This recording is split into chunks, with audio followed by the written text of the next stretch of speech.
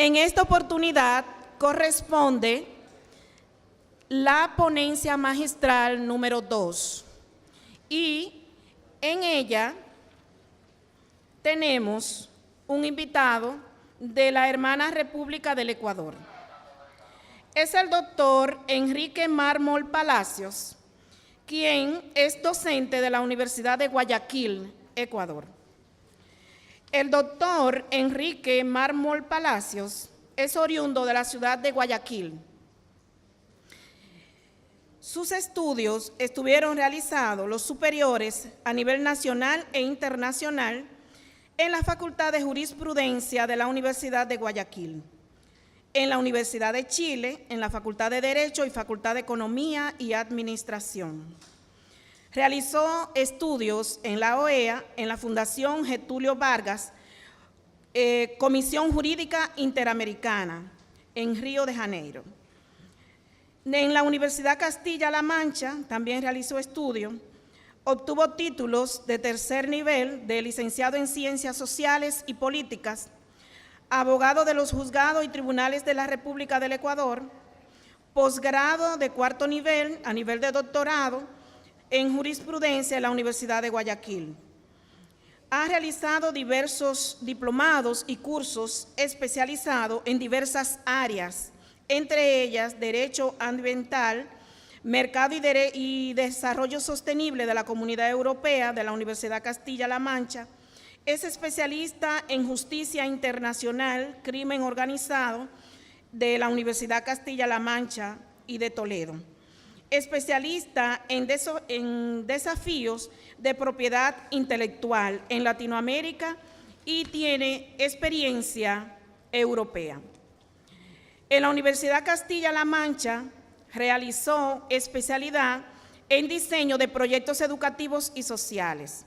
Es magíster en gerencia de proyectos educativos y sociales, especialista en justicia constitucional, teoría y práctica de la Universidad Castilla-La Mancha y Toledo. Tiene diplomado de estudios avanzados de la Universidad Castilla-La Mancha también, un doctorado de la Universidad Castilla-La Mancha, otro doctorado de la Universidad de Zulia de Venezuela. Ha recibido diversos reconocimientos, entre los que se destacan la distinción Dr. Jorge Zavala Vaquerizo como jurista del año, otorgada por la Federación Nacional de Abogados. Doctor honoris causa de la Universidad Ica de Perú. Doctor honoris causa de la Universidad María Auxiliadora de Lima, Perú. Doctor honoris causa de la Universidad de Perú y distinción al mérito académico otorgado por la Federación Nacional de Abogados en este año. Señoras y señores, damos la más cordial bienvenida como conferencista magistral de la conferencia número 2 al doctor Enrique Mármol Palacios. Mi tema, como ustedes acaban de verlo, está reflejado y definitivamente lo he dedicado al 70 aniversario de la Declaración Universal de Derechos Humanos y sobre todo a la parte pertinente de nuevos derechos, que ustedes no van a poder escuchar toda esa conferencia que mañana la daré en la ciudad donde me van a llevar. Es decir, voy a hablar de la biotecnología, del bioderecho, de los alimentos transgénicos, de la clonación, de la robótica y de todos esos nuevos derechos que efectivamente existen en la época de la informática. Para no dejarlos ustedes, ¿verdad?, con una partecita de lo que tendré que hablar mañana en la ciudad que me llevan, vamos entonces a hacer un paneo general y por el tiempo que ya me lo restringieron porque 2 de los magistrados de aquí se llevaron 20 minutos más cada uno, es decir 40. De lo contrario, no me vería restringido con el tiempo. Comenzaré diciéndoles a ustedes, para sintetizar, que nuestro tema, como ya lo acabaron de ver ustedes, tiene una pequeña introducción respecto a los derechos humanos. Recuerden ustedes que 40 siglos la humanidad vivió en el esclavismo y en la época del esclavismo jamás se conoció aquello que es tan fácil para nosotros transmitirlo ahora cuando hablamos del valor y del principio de libertad. Sencilla y llanamente los esclavos no lo conocían. Luego se pasa a al sistema o modo de producción feudal, y entonces ahí nos encontramos que quien concentraba todos los poderes era la monarquía absoluta. Y en esa monarquía absoluta, como ustedes saben, el mismo monarca era el ejecutivo, el legislativo y era el judicial. Y en esa época tuvieron que vivir como siervos de la gleba la mayor cantidad de la población que le tocó vivir esa época alrededor de Europa y alrededor del mundo. Pero es importante también señalar que esa época debería de terminar cuando el nuevo paradigma presentado por la Revolución Francesa hace que el sistema caduco del feudalismo le dé paso al sistema capitalista, ¿sí? Donde evidentemente ya los comerciantes se toman el poder político, la burguesía, y de ese momento hay un nuevo paradigma con aquello del sistema capitalista, que en la época de nosotros, de la globalización imperante, esa globalización que todas las conocemos, ¿verdad? Que es una globalización no solo que pasa por lo económico, por lo político, por lo social, sino que también es una globalización de carácter lingüístico. Y es lingüístico porque ya saben que todos los programas, los software y todos los programas vienen en inglés. Y definitivamente quien no maneja ese idioma actualmente es como que fuese un ser humano que no exista en el mundo. Miren hacia dónde nos han llevado con el tema este de la globalización. Ahora bien, en esa referencia que habíamos hecho nosotros, en la conceptualización, recién la Declaración Universal de los Derechos Humanos se lo llega a perfeccionar en el siglo pasado, en el 10 de diciembre de 1948, pero ¿qué había ocurrido para que esos 30 artículos que se encuentran en esa declaración, que más son en el contexto de los derechos civiles y políticos y en el contexto de los derechos económicos, sociales y culturales, hayan llegado a positivizarse a través de la creación de la Organización de las Naciones Unidas, como ustedes conocen, con la Carta de las Naciones Unidas? Obvio que la Declaración Universal de Derechos Humanos marca un antes y un después de lo que ocurriría con la hoja de ruta cuando hablamos de derechos. Bien, para llegar allá es importante recordar lo que el magistrado Domingo Vázquez dijese con la composición del Estado.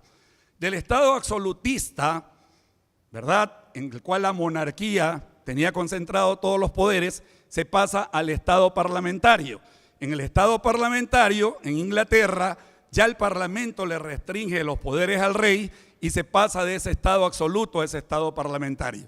Como todo en la vida tiene un ordenamiento, tiene antecedentes, tiene una génesis, haremos referencia a lo que dijo el otro maestro, el maestro Domingo Gil, con respecto a que la Carta Magna es el antecedente más próximo en 1200, como ustedes conocen, 15 con Juan Sin Tierra, cuando se plantea por primera vez esta situación en un aspecto garantista. Recuerden que hoy por hoy hablar del garantismo, enseguida nos acordamos de Ferrajoli. Enseguida viene a nuestra mente el maestro Ferrajoli con aquello del garantismo y derecho. Pero vamos a ver por qué es que nos remontamos a esa época y por qué el asunto del garantismo. En esa época le imponen el asunto de la Carta Magna los nobles anglosajones al rey, porque el rey había hecho alianza con los normandos. ¿Quiénes eran los normandos? Los normandos eran los nobles franceses que estaban al servicio de Juan Sin Tierra. ¿Y por qué le llamaban Juan Sin Tierra? Esto es importantísimo entenderlo, porque definitivamente, según la situación que se presentase en la época feudal, el hermano, el hijo mayor, el primogénito, le llamaban mayorazgo, a él le entregaban toda la herencia. Las hijas, al quererlas casar, recibían dote, y los hermanos segundos no recibían nada, ¿sí? Por eso que cuando el rey Ricardo se va a pelear en las grandes cruzadas, lo deja encargado a Juan Sin Tierra, y por eso todo el mundo le dijo Juan Sin Tierra. De ahí proviene la Carta Magna, garantizando los derechos entre iguales entre los nobles. ¿De ahí qué pasa de ese modelo? Hay una triada en ese modelo. Triada, Padre, Hijo, Espíritu Santo. Padre, Hijo, Espíritu Santo. Hasta en lo político y en lo religioso y en lo jurídico ingresa esto. El modelo inglés, que es parte de la triada, pasa luego al siglo XVII. La Petition of Rights de derechos, luego viene el Habeas Corpus Act y el Bill of Rights de derechos, es decir, la Declaración de Derechos de Inglaterra. ¿Qué cargaba en conjunto esto? El garantismo. Ese garantismo, ¿a qué se reflejaba? Al tema de garantizarle derechos a la nobleza en primer lugar. Recuerden que vivimos época del feudalismo y obviamente que los campesinos y siervos de la gleba no tenían acceso a ese derecho, eso también hay que recordarlo. Y entonces ahí ser juzgado entre iguales, la garantía del derecho de opinión, de libre tránsito, y todo esto fueron construyéndose en lo que conocemos luego como los derechos civiles y los religiosos.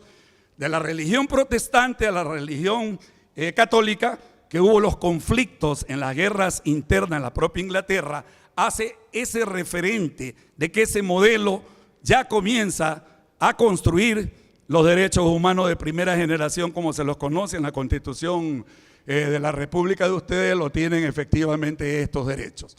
A eso se suma luego cuando se llega a los Estados Unidos de Norteamérica.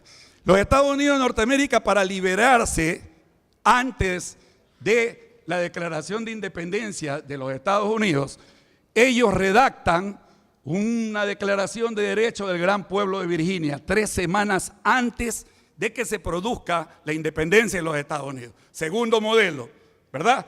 Padre, ya estamos donde el hijo. Ahora que sean putativos los norteamericanos con relación a los ingleses, esa es otra discusión que ustedes lo saben por haber sido 13 colonias que existían en los Estados Unidos de Norteamérica hasta que lograron la independencia. ¿Qué vamos a marcar ahí? Hoja de ruta. El segundo artículo de esa declaración de los derechos del gran pueblo de Virginia trae consigo el tema de la soberanía. Miren ustedes, ahora en las constituciones de nosotros todas fijan el tema de que la soberanía recae en el pueblo. Pero esto fue un constructo de la época, ¿verdad?, de la preindependencia norteamericana, de ser colonia inglesa, y entonces ahí se fija en el artículo 2 que la soberanía va a radicar en el pueblo, y toda nuestra constitución en América Latina lo recogen. Antecedentes. Luego, la Declaración de Independencia de los Estados Unidos 3 semanas después, donde se fijan situaciones ya en el contexto civil y en el contexto político, evidentemente, y hay otra ruptura a nivel de Estado. Y esa ruptura a nivel de Estado es porque los norteamericanos no siguen el ejemplo de Europa con la monarquía, sino que pasan a la república, res pública, cosa pública decían los romanos, y entonces ellos generan un nuevo tipo de gobierno a través de la presidencia, el presidencialismo. Ojo, ese segundo modelo.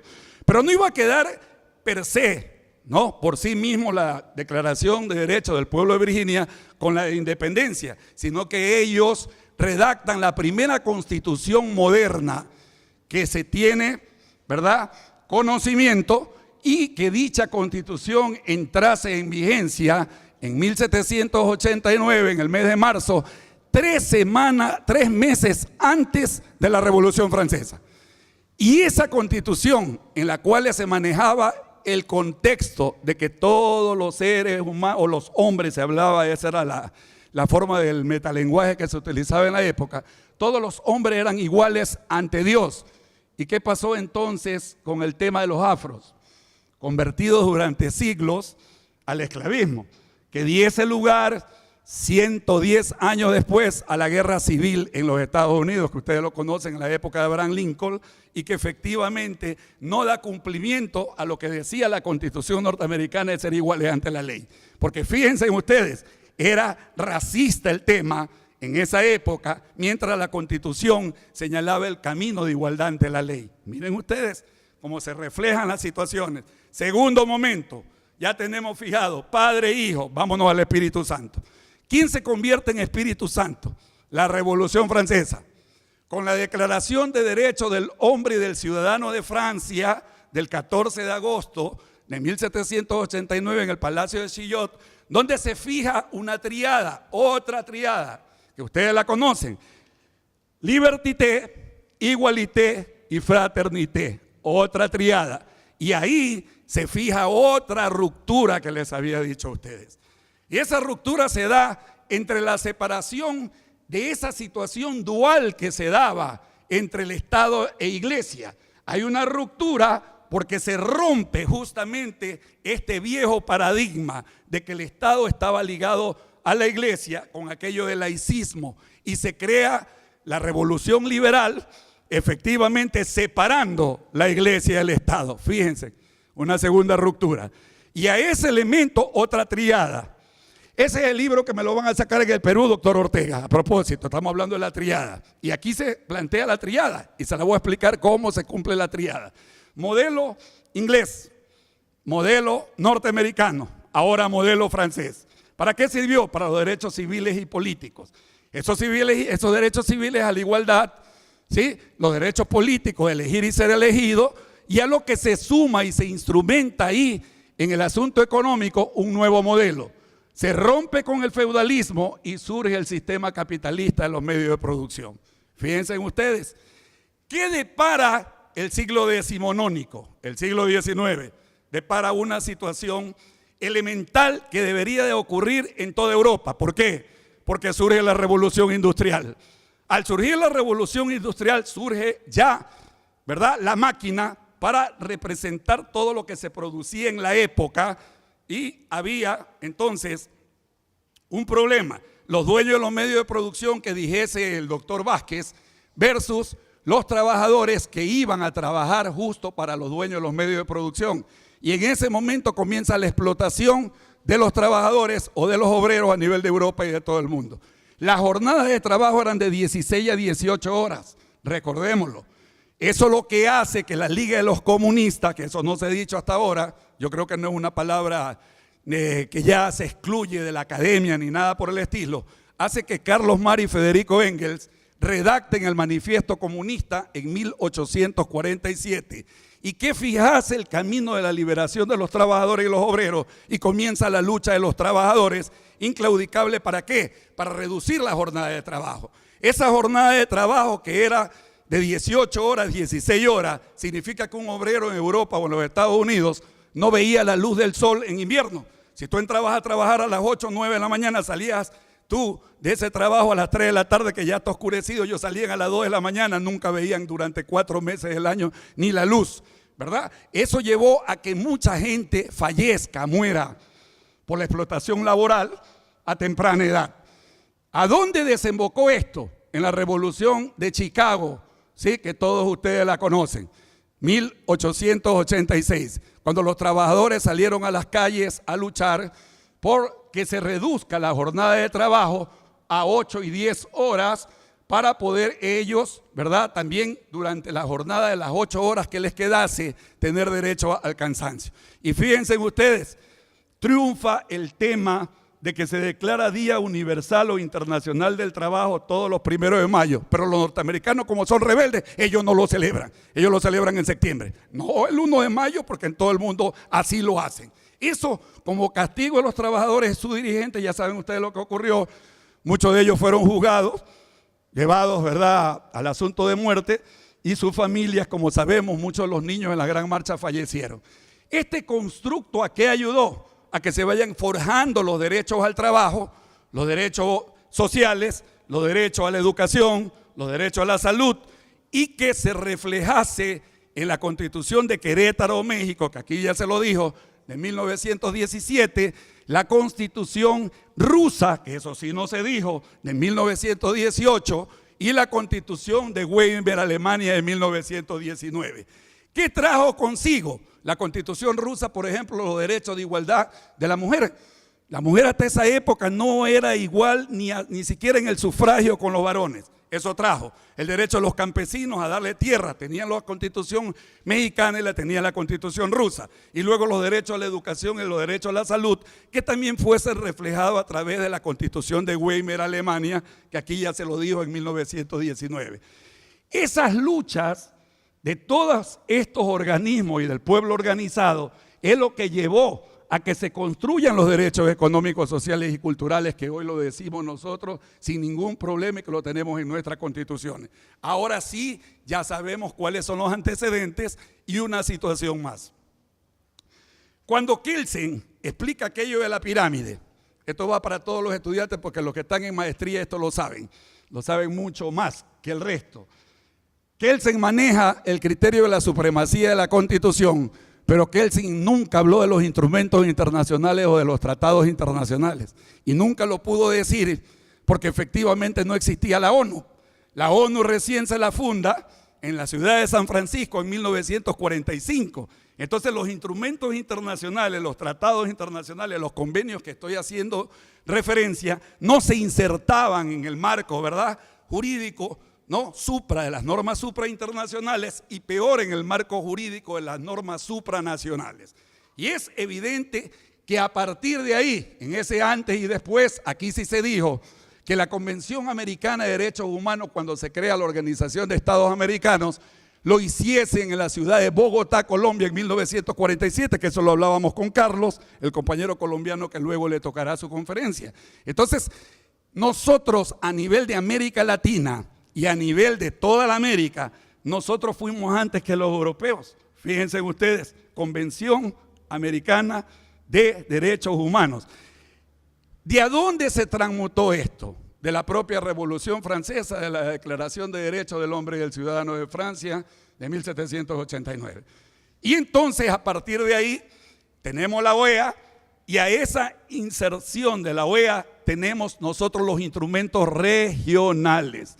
Los internacionales, fuera de la Carta de las Naciones Unidas, que lo acabé de decir, la Declaración Universal de Derechos Humanos en 30 artículos, se le suman 2 protocolos facultativos. El uno, el de los pactos internacionales de los derechos civiles y políticos de 1966, ratificado en 1976, y el pacto de los derechos, el Pacto Internacional de Derechos Económicos, Sociales y Culturales de 1976. Esto se inserta ¿dónde? En el plano internacional. En el plano regional, ¿qué tenemos? El Pacto de San José de Costa Rica, de 1969 para los derechos civiles y políticos, y el Protocolo de San Salvador, ¿sí?, de 1989 para los derechos económicos, sociales y culturales.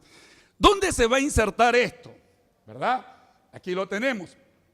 Que ese engarce de los derechos a nivel internacional, también van a engarzarse los derechos a nivel ¿qué? Regional. Nosotros la OEA, los europeos, ¿verdad?, la Unión Europea, a través de la Carta Europea de Derechos Humanos, la Carta Africana de Derechos Humanos, la Carta Asiática de Derechos Humanos, la Carta Islámica de Derechos Humanos, y eso confluye, lo que están viendo ustedes acá, en el componente a nivel regional, repito por última vez, que es el Pacto de San José de Costa Rica para los derechos civiles y políticos y el Protocolo de San Salvador para los derechos económicos, sociales y culturales. Todas las constituciones de nosotros en América Latina los han insertado. Y lo último que me falta por decirles ahí es lo que ocurriese después de 1945 en adelante. Resulta que los países de África, de Asia y algunas islas de acá de Centroamérica comienzan a liberarse del neocolonialismo. Y esa lucha contra el neocolonialismo trae en sí, per se, la lucha de los colectivos y de los pueblos. Así se conocen a los derechos de tercera generación, como derechos de los pueblos, derechos colectivos. A esos derechos colectivos de los pueblos le insertamos y le agregamos los derechos al ambiente. Y ahí ya se confirma aquello de derechos de primera generación civiles y políticos, derechos de segunda generación económicos, sociales y culturales, y derechos de los colectivos de los pueblos y del medio ambiente, que lo ratifica las Naciones Unidas en 1993. Ahora bien, hasta ahí el escenario a nivel mundial, que es el que lo estamos diciendo, y lo que nosotros habíamos manifestado. A eso se suman unos nuevos derechos, el genético de la humanidad, el derecho a la informática, que son los derechos que se dicen ahora que son de cuarta y hasta quinta generación, donde se insertan los derechos que también se conocen de la clonación y todo esto que ha ocurrido a finales del siglo pasado y que se lo está llevando como referente a nivel internacional, y que ahí se encuentran ligados a lo que posteriormente las Naciones Unidas lo recoja o no. Ahora bien, como yo vengo de un país, Ecuador, que está en medio de los compañeros peruanos, el Ecuador es 5 veces más pequeño que Perú y 5 veces más pequeño que Colombia. Nosotros estamos en el medio de los dos países. Al estar en medio de los dos países, nosotros tenemos una biodiversidad enorme, enorme. Nosotros tenemos todos los climas. todos los climas. Tenemos la parte andina, que subes, igual que en el Perú, a 4.100 metros sobre el nivel del mar. La capital está a 2.800 metros sobre el nivel del mar, que es Quito. Y 11 de las provincias están de 1.500 metros sobre el nivel del mar hacia arriba hasta 4.100 metros sobre el nivel del mar. ¿Por qué yo hablo así? Porque soy de la parte de la costa y litoral ecuatoriana, que son 5 preguntas. Es decir, yo soy costeño y evidentemente no voy a hablar como los que son andinos. Pero lo que sí tengo que decirles es que nuestra Constitución, y eso no me voy a olvidar nunca, ni mis estudiantes tampoco, tiene 444 artículos. ¿Y por qué le digo que no se van a olvidar mis estudiantes nunca? Porque el cerro más alto donde se fundó mi bella ciudad de Guayaquil tiene 444 escalones para subirlo. Es decir, los estudiantes enseguida me dan la respuesta cuando les pregunto cuántos artículos tiene la Constitución ecuatoriana. Ahora bien, en ese tema de la biodiversidad que les estábamos diciendo a ustedes, también se encuentran insertos. Recién se rieron, míralos, recién se rieron. Bueno, esa Constitución que les acabo de manifestar a ustedes, nosotros en el 2008 dimos el paso de un Estado social democrático de derecho, que es la de ustedes, la del 2010, al Estado constitucional de derechos y justicia. Al dar ese paso cualitativamente, ya no lo dejamos en el tema social democrático de derecho al Estado, sino que lo pasamos, dimos un paso más allá al ir hacia un Estado constitucional de derechos y justicia. ¿Qué ocurre con esto que les estoy diciendo? Dos cosas. Se rompe con el principio que fuese explicado hace 38, 42 años atrás por el maestro Luis Faberú, el maestro francés, ¿verdad? En 1972, cuando se dice que en Europa, después de la Segunda Guerra Mundial, se pasa de la supralegalidad a la supraconstitucionalidad. Es decir, hubo un cambio de paradigma. Olvídense, compañeros de República Dominicana, ustedes ya no viven la supralegalidad. Con la Constitución que tienen, ustedes pasaron a la supraconstitucionalidad. Es decir, el artículo 6 y 7 de la Constitución de ustedes claramente lo determina. La Constitución es la norma suprema. Así lo dice el ordenamiento jurídico usted, así lo dice el peruano, así lo dice el colombiano, así lo dice el ecuatoriano. Exactamente así. Pero a partir de esa Segunda Guerra Mundial, a lo que me quería hacer referencia, ¿sí? Todas las constituciones europeas, o la mayoría de las constituciones europeas que siguen el sistema romano que surge de Roma, por eso se le dice romano, concentrado europeo, pasa a Francia, código napoleónico, pasa a Alemania, pasa a España. El gran Andrés Bello, venezolano que vivió toda su vida en Chile, lo trajo para acá, se redactan los códigos civiles y casi todos los códigos civiles en América Latina son parecidos. Lo que el compañero peruano decía en su figura jurídica, que tiene razón él en plantearlo, en el Ecuador no lo ha recogido en la forma como lo dice él para las personas jurídicas en el tema del dolo que hablaba, ¿sí? No se lo ha recogido en la forma que lo ha hecho Argentina, eso es verdad, y Perú, en el aspecto del contexto del Código Civil, pero sí se lo recoge a través de los instrumentos internacionales. ¿Por qué? Porque se ordena la reparación económica. Y cuando se ordenan las constituciones de nosotros, la reparación económica, hay dos cosas las constituciones de nosotros hacen cuando entras al constitucionalismo. No digo neoconstitucionalismo porque al profesor Santiago Ortega no le gusta este prefijo neo. Él quiere que hablemos de constitucionalismo y no de neo. Y a mí sí me gusta hablar de neoconstitucionalismo, porque están surgiendo nuevos derechos en América Latina y eso es lo que lo pone disgustado a los europeos. Fíjense ustedes que en 1993, lo que les dije, se hace relación a los derechos colectivos, de los pueblos, y se hace relación a los derechos de los pueblos indígenas. Recién en 1993 las Naciones Unidas se da cuenta que esos derechos, ¿verdad?, eran discriminatorios porque no se había sumado al tema de los derechos indígenas. ¿Y por qué le digo esto? Porque Perú porcentaje indígena lo tiene, Bolivia lo tiene, Ecuador lo tiene, Colombia lo tiene, Guatemala lo tiene, México lo tiene, Venezuela lo tiene, ¿sí? Chile lo tiene, Paraguay, unos en menores forma, Brasil, unos en menor forma y otros en mayor forma. Y hay dos categorías que mi Constitución las recoge. la interculturalidad y la plurinacionalidad, que los europeos eso no lo habían hecho. ¿Y por qué? Porque cuando decimos plurinacionalidad, existen 14 nacionalidades indígenas en mi país. En Perú no sé cuántas existan, pero existen. Igual en Bolivia existen. Existen 18 pueblos ancestrales en mi país. Y existen además 2 pueblos no contactados, que esos se encuentran en el ITN, donde estamos haciendo la última exploración petrolera de mi país, porque también es petrolero, y entonces se enmarca esa categoría de la interculturalidad. No decimos multiculturalidad, decimos interculturalidad. ¿Por qué? Porque es la confluencia de todas las culturas milenarias que llegaron acá por la costa del Pacífico, por la costa del Atlántico, a mi país, ¿sí? Y que es milenaria, 10.000 años antes de Cristo. Así que no vayan a creer que con la llegada de los españoles hace 500 y pico de años que nosotros existimos. Hemos existido y República Dominicana también. Todos hemos existido antes de la llegada de los europeos. Porque hay que ponerse de acuerdo para esto, no olvidarlo. No olvidarlo. Y entonces, ¿dónde va a confluir lo que les acabo de decir? Que son nuevos derechos. ¿Qué abre esto? ¿El parámetro de qué? Del pluriculturalismo, ¿no? Y la expresión pluricultural es una situación inmersa para los pueblos nuestros de América Latina.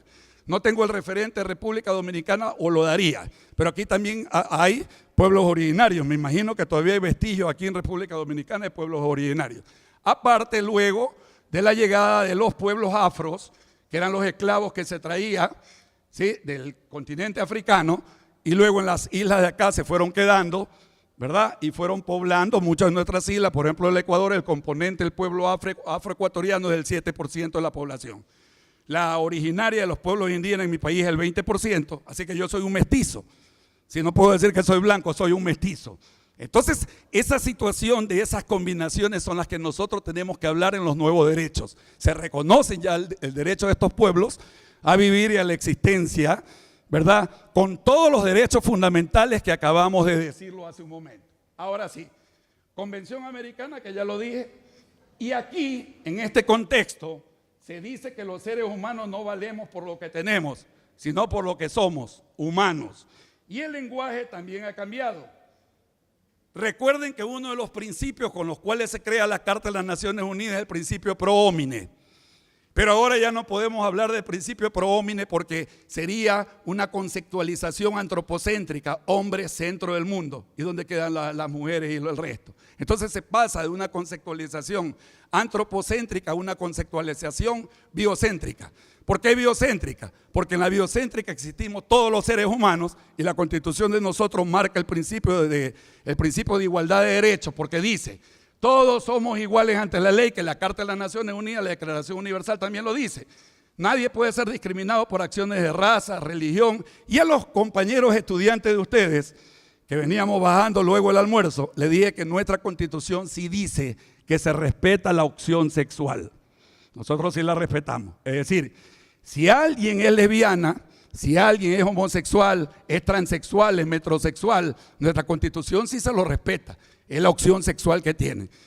Pero yo le he dicho a mis estudiantes, si hay un parámetro en el cual yo digo stock men o stock woman. ¿Cuándo, doctor? Después de tomarnos 2 vasos de cerveza, me agarra la pierna, cojo la botella y te pego un botellazo. Ya estás tú yéndote en contra de mi derecho. A eso sí no lo puedo soportar. El resto de la opción sexual, ¿cómo le dicen acá en República Dominicana? Recuérdenme los jóvenes, ¿cómo que le dicen a los jóvenes esto que anda por el asunto? No de, ¿cómo que le dicen? ¿Cómo? Confundidos, le dicen acá, confundidos. Entonces, para no andar confundidos, en mi Constitución esos derechos sí se los reconocemos. Entonces, los metrosexuales en mi país, igual que los homosexuales y los transexuales, pueden andar libremente y no el 27 de febrero con la bandera gay, del orgullo gay. Todos los días del año pueden andar porque así lo dice la Constitución. Igualdad hasta en el asunto sexual y de la opción sexual, en mi país al menos. Bueno, por eso respondo. Vamos ya dando la parte del ingrediente final. Todos los derechos humanos es constructo de 2 situaciones filosóficas. Me voy a meter un poquito la filosofía. El uno es la conceptualización de la escuela ius naturalista, del derecho natural, y luego la conceptualización de la escuela ius positivista. Es decir, el derecho ontológico, lo que se encuentra por escrito, no lo deontológico. Porque el deontológico es el deber ser. Es decir, lo que todos los ciudadanos queremos que sea una constitución. Y ahí se ingresa también la escuela pospositivista. La escuela pospositivista que ya no cree tanto en el derecho por escrito, sino que cree en las acciones que hacen los ciudadanos y las ciudadanas, ¿sí? El derecho de participación ciudadana en todos los estamentos de la sociedad como los nuevos derechos. Para concluir, se me están llevando los 10 minutos lo que hablaron en la mañana por mí. Hablaron 10 un profesor y el otro habló 10 más, 20. No importa, ya lo paso Ferrayoli, ya lo paso.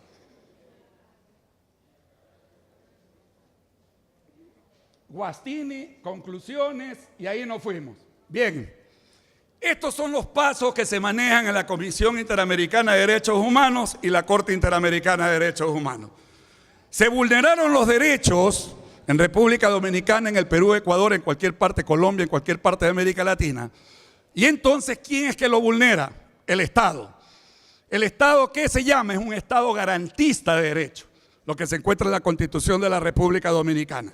En el momento que se te vulneran los derechos a nivel interno, ya agotaste el asunto interno y nos vamos a nivel internacional, ¿verdad? A los instrumentos internacionales, al reconocimiento de las normas supra. ¿Dónde vamos? A la OEA. Digamos, ¿dónde vamos? A Washington. Y en Washington lo presentamos ahí, ¿dónde? En la Convención Interamericana de Derechos Humanos. Esa Convención Americana de Derechos Humanos llama al Estado. Usted ha vulnerado estos derechos. Hay las sesiones consecuentes, las audiencias. Si se mantiene la vulneración, como los casos ecuatorianos, de los hermanos Restrepo, que hasta ahora no los encuentran, entonces se pasa a la Corte Interamericana de Derechos Humanos. Y en la Corte Interamericana de Derechos Humanos hay dos situaciones que se presentan. La una, que ya se lo manejo aquí, en el asunto peruano, igual de colombiano y ecuatoriano, la disculpa pública que tiene que brindar el Estado, ¿verdad? Sacarlo por los periódicos de mayor circulación del país para que se efectúe esto del tema de la publicación y las disculpas públicas, el perdón que se pide por la vulneración de derechos, y luego la reparación en el aspecto económico, que el compañero del Perú lo dijo. Esa reparación en el aspecto económico es ya el acuerdo, por ejemplo, en el caso de los Restrepo, que nunca los encontraron a estos hermanos, $2 millones tuvo que el Estado ecuatoriano indemnizarlo, ¿sí?, por la desaparición de estos hermanos en esa sentencia. Concluimos. Si el Tribunal Constitucional, como se llama aquí en República Dominicana, nosotros le llamamos Corte Constitucional. En el Tribunal Constitucional ustedes ventilan el tema del habeas corpus, el tema de la habeas data, el tema del recurso de amparo, nosotros le llamamos acción de protección, ustedes le llaman recurso de amparo. Llega a la Corte Constitucional. ¿Qué hace la Corte Constitucional, Tribunal Constitucional, acá en República Dominicana? Dos situaciones siempre te van a analizar.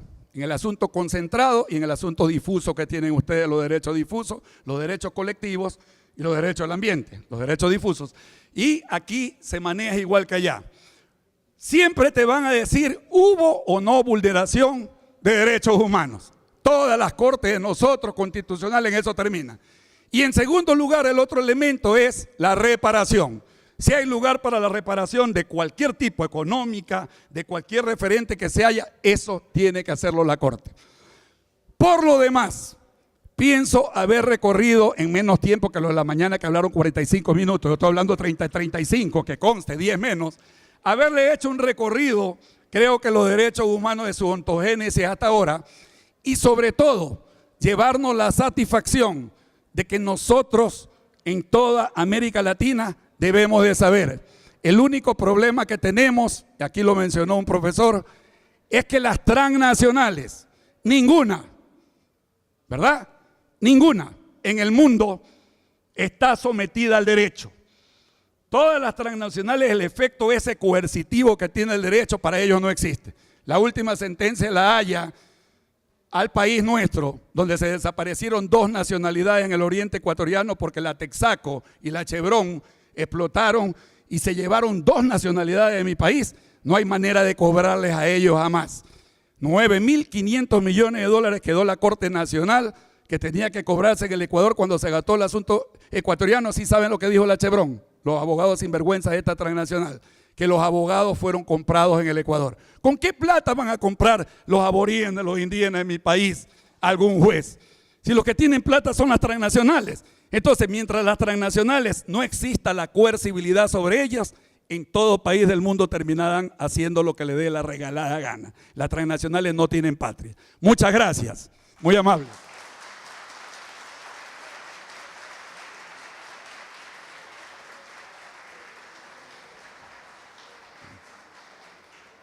Les tengo un regalo para la biblioteca de la universidad de ustedes. Lo voy a entregar a la doctora Marta Toribio, que ya nos ha acompañado en el Ecuador, allá la conocí, para la biblioteca de ustedes.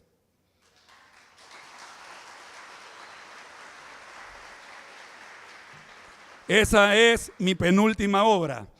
La otra es para la vicerrectora, la doctora Luz Rosa.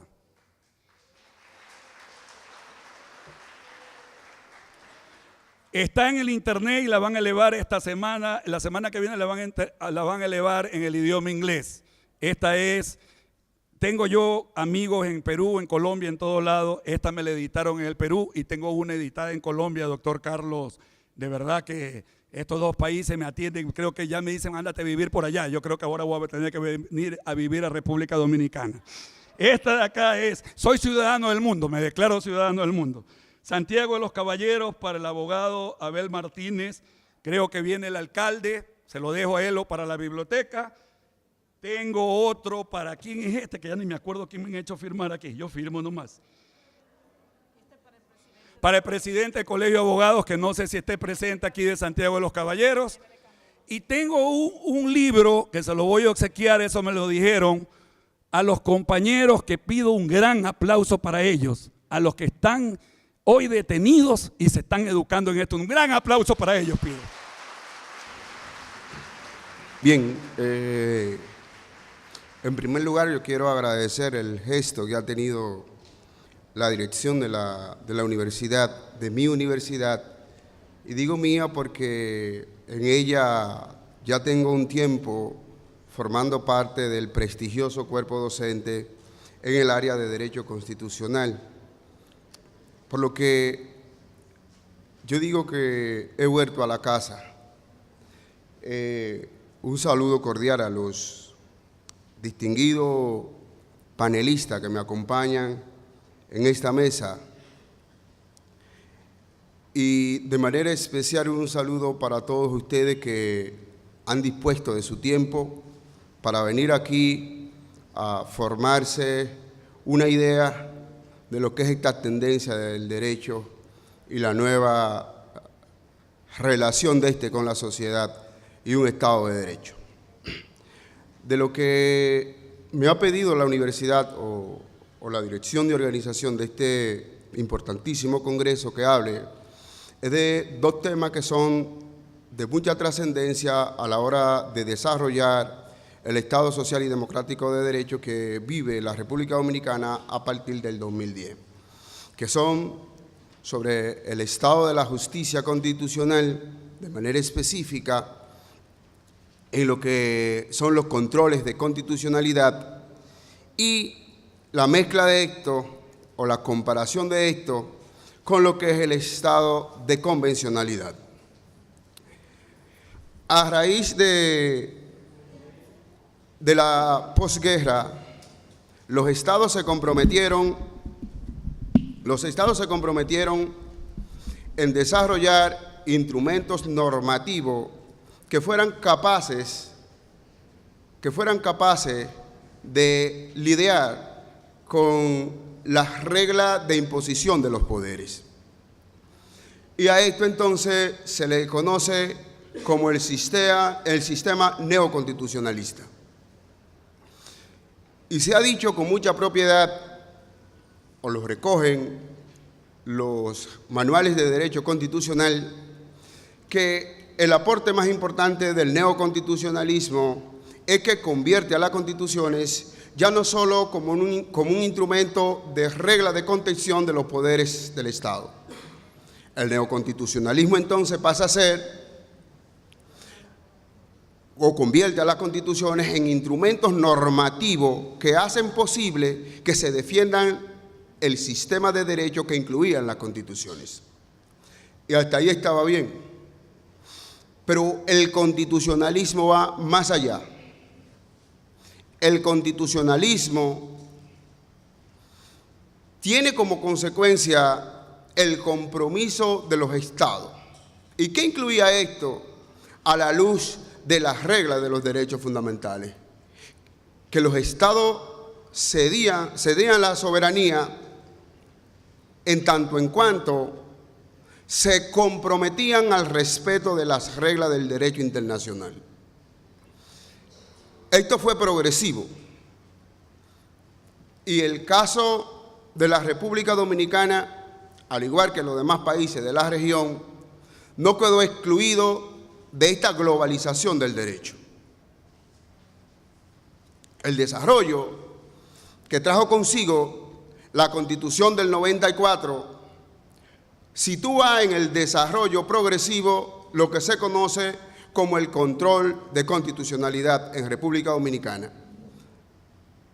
Digo esto porque es a raíz de la Constitución del 94 en donde se hace más normativa la razón de ser de que los ciudadanos podían cuestionar la constitucionalidad de las leyes adjetivas.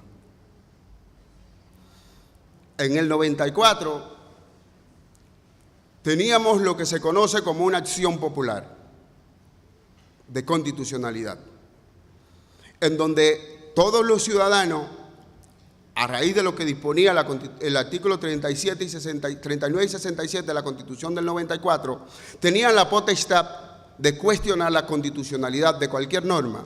Y en jurisprudencia de la propia Corte Suprema, en donde descansaba, ¿no?, el control de constitucionalidad, todo ciudadano tenía la potestad de cuestionar la constitucionalidad. Solamente tenía que aparecer en una instancia para cumplir con el requisito de poder cuestionar la constitucionalidad de una ley adjetiva. El constituyente del 2010 mete al Estado dominicano como un Estado social y democrático de derecho. ¿Qué implicaba esto? Que las constituciones tuvieran catálogos de derecho. No, la Constitución del 94 tenía un catálogo de derecho. Entonces la diferencia no era el catálogo de derecho. Lo que convertía al Estado dominicano en un Estado social y democrático de derecho era que los mecanismos de defensa que tenía la Constitución del 2010 para hacer posible la garantía y la presencia y efectividad de los derechos fundamentales contenidos en la Constitución. Por vez primera, entonces, el Estado dominicano cuenta con una constitución normativa. Pero va más allá el constituyente del 2010. Y dice, lo que dispone el artículo 7 de la Constitución del 2010, que el Estado dominicano es un Estado social y democrático de derecho, fundamentado en el respeto a la dignidad humana. Implicaba esto entonces que a raíz del catálogo de garantía que diseñaba la Constitución del 2010, no podía haber ningún derecho contenido en la Constitución que no fuera un derecho normativo, que no hubiera un instrumento de protección, en la propia Constitución. Pero que ese instrumento de protección, bajo el diseño procesal que dispone la Ley 137-11 del Tribunal Constitucional y los procedimientos constitucionales, ese diseño procesal tenía que tener como fundamento el respeto a la dignidad humana, es decir, el mínimo existencial para hacer progresivo y efectivo el catálogo de derechos fundamentales que contenía la Constitución. Visto esto, entonces, la novedad, o una de las novedades que trae la Constitución del 2010, es el diseño de un tribunal como órgano de cierre que interprete el contenido de la Constitución, y se crea por vía de consecuencia el Tribunal Constitucional. Y a raíz de los artículos 184 y 185 se diseña la regla procesal y cuáles eran las competencias que disponía las reglas de garantía de la propia Constitución. Y dice el numeral primero del artículo 185, tendrá una de las potestades que tiene el Tribunal Constitucional es conocer sobre la inconstitucionalidad interpuesta por el presidente de la República o por una de las 2/3 partes de la Cámara, tanto del Senado como de la Cámara de Diputados, y de cualquier persona con un interés legítimo y jurídicamente protegido.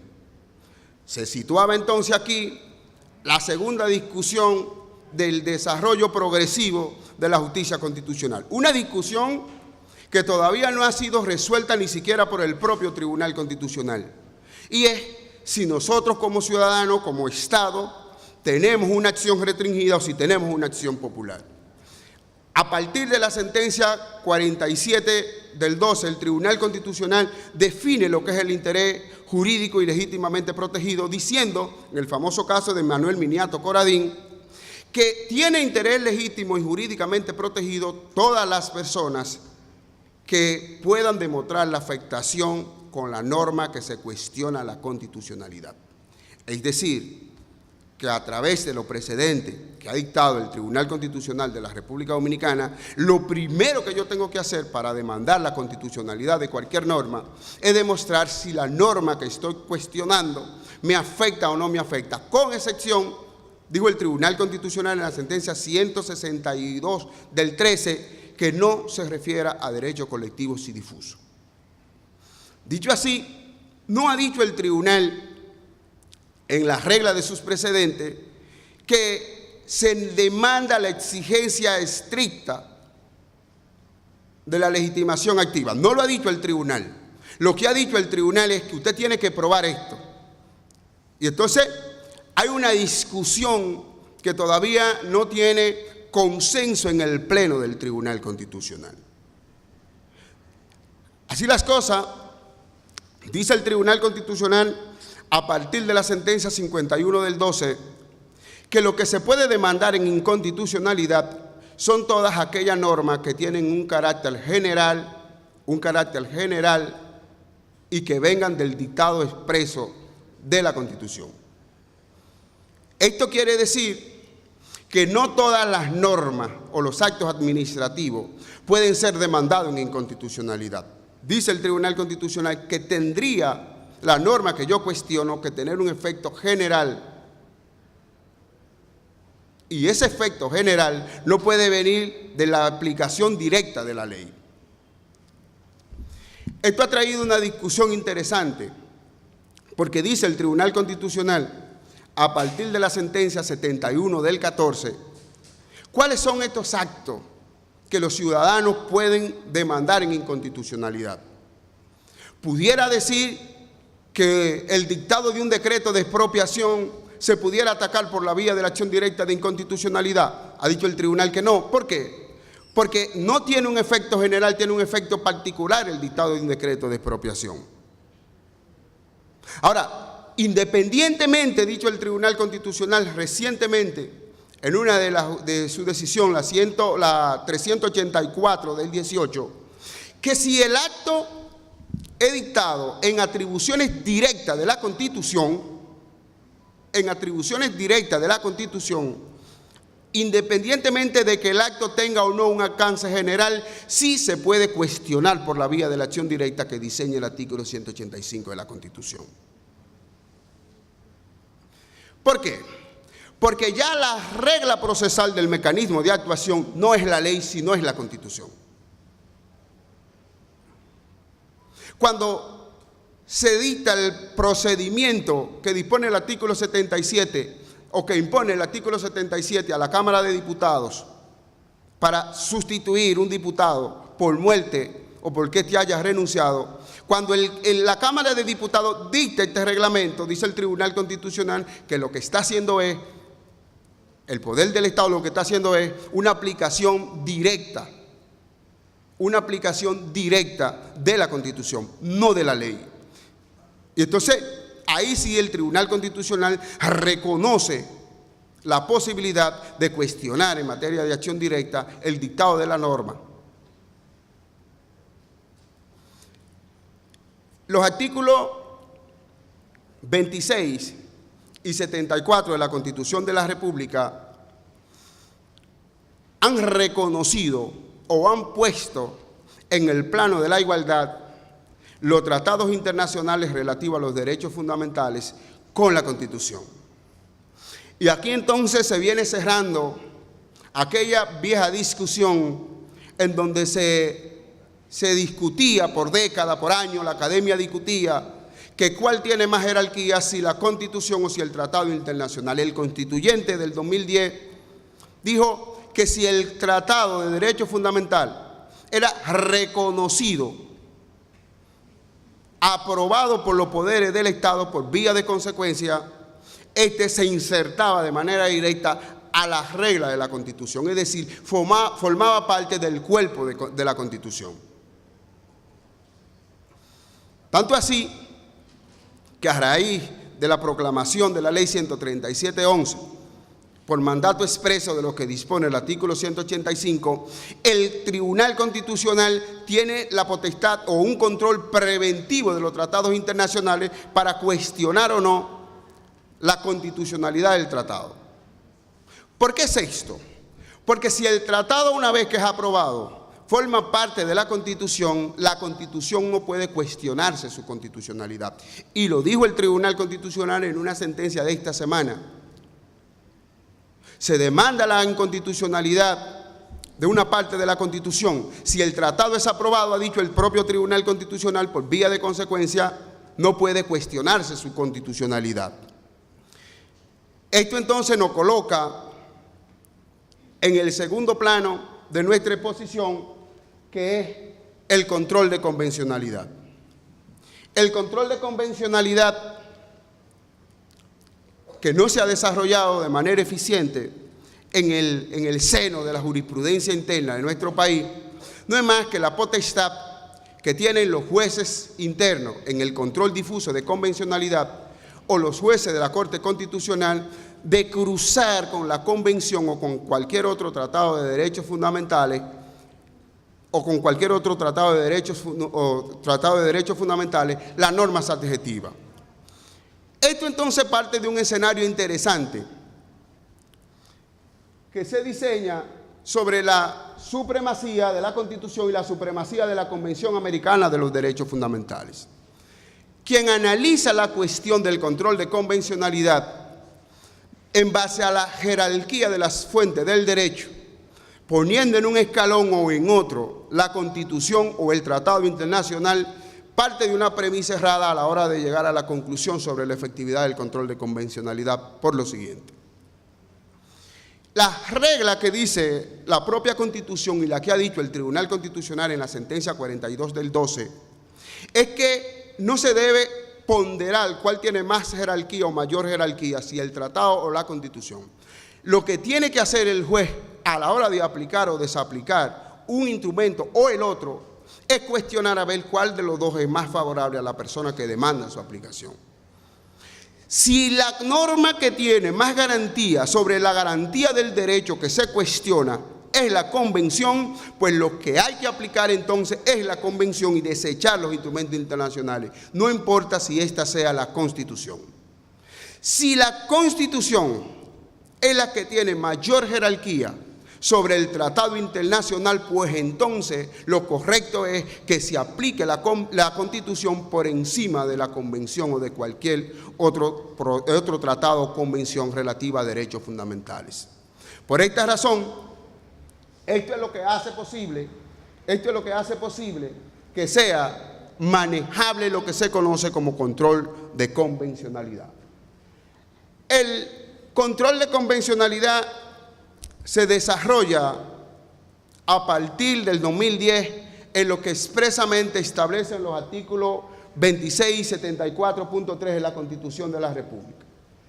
Es válido puntualizar que la Constitución del 2010 ya tenía insertadas las reglas de aplicación en los artículos 3 y 10 y el reconocimiento de los tratados internacionales con una jerarquía de supralegalidad, no de supraconstitucionalidad.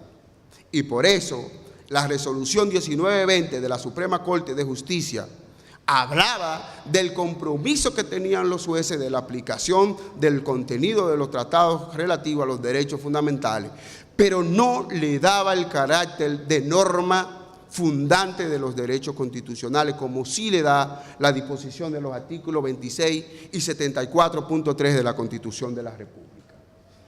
Los elementos del control de convencionalidad son estos: el parámetro del control y el objeto del control.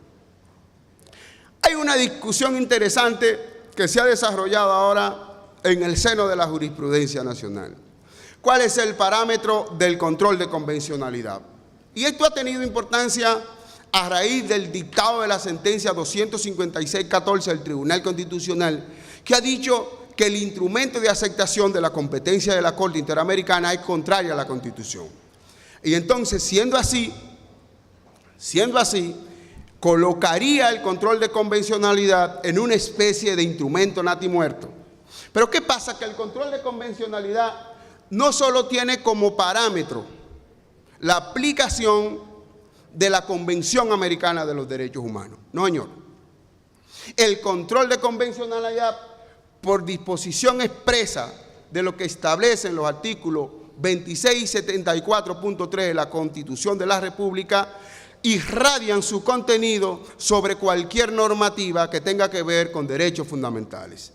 Así lo expresó la Corte a partir del párrafo 124 de un caso que se conoce mucho en Perú, y acá tenemos representantes de aquella nación, los trabajadores censados del Congreso contra Perú. Y dijo en el párrafo 124 de esta sentencia que le hago mención, la Corte Interamericana, que la aplicación del control, la obligación que tienen los órganos internos, los poderes del Estado, de resguardar la garantía de los derechos fundamentales, no solamente se circunscribe a la Convención, sino que por demás también se circunscribe a cualquier otro tratado de derechos fundamentales que haya sido válidamente aprobado y ratificado por los poderes del Estado.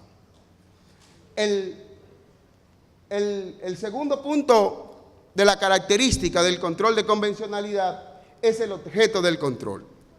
Y aquí se sigue, ¿no?, sobre tres ejes esquemáticos interesantes.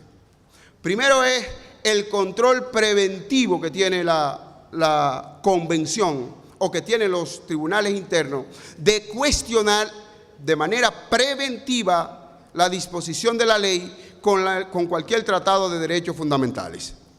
En materia de acción de constitucionalidad, por lo menos en el diseño dominicano, no pasa esto. Porque por la disposición expresa del artículo 185, la persona tiene que demostrar la afectación de la norma en cuestión. En materia de control de convencionalidad, el ciudadano no tiene que demostrar la afectación para cuestionar la convencionalidad de una norma, para decretar la inconvencionalidad de una norma. Solamente tiene que hacer el planteamiento y punto. El otro punto es, ¿qué es lo que se interpreta en el control de convencionalidad? Al igual que en el control de constitucionalidad, o a diferencia del control de constitucionalidad, aquí solamente se cuestiona el contenido de la norma y se verifica si esta es o no conforme con la convención o con el tratado. En materia de constitucionalidad no solamente se cuestiona el contenido para determinar si este es o no conforme con la Constitución. Además de esto, se cuestiona la forma procesal de la construcción de la norma. Y por eso ustedes ven que el Tribunal Constitucional en 2 ocasiones ha declarado inconstitucionales leyes que no han cumplido con el requisito procesal del diseño del artículo 110 y siguiente de la Constitución de la República, como son el tema del Código Penal en la sentencia 599-16 y con relación al tema de la ley del Colegio de Abogados que había dicho, ya termino con esto, que había dicho que no se cumplió con el procedimiento. Y lo último es con relación al tema de la omisión. Aquí pasa, al igual que en el control de convencionalidad, el control de constitucionalidad dispone que la omisión, que se puede demandar la inconstitucionalidad por omisión cuando la disposición o cuando no se ha dado cumplimiento al texto constitucional. Muchísimas gracias.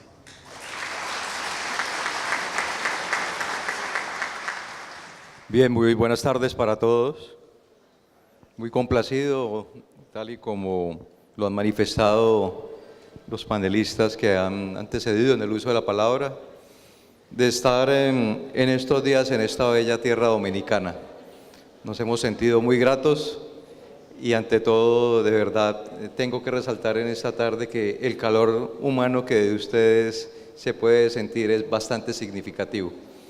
He estado de igual manera en algunas partes impartiendo esta labor tan interesante como es expresar algunos elementos de inquietudes de la academia, pero se siente de una forma muy particular estar con ustedes en este día y los días venideros. Sea el momento de igual manera para agradecer a la directiva de la Universidad UAPA, doctora Marta, especialmente a usted por su caluroso recibimiento, por estar tan pendiente de quienes me acompañan en estos días, de igual manera como conferencistas internacionales. Y tal y como de igual manera se ha señalado, gracias a ustedes, los estudiantes de la universidad, por estar aquí, por mostrarse tan interesados. Ha sido un aspecto que nos ha llamado considerablemente la atención a todos, en el sentido de que se siente el interés por estar en la actividad académica, y desde ya de verdad que les doy un abrazo fraternal a todos y cada uno de ustedes. Y esto tiene un elemento de conexión grandísima, fundamental, de esencia.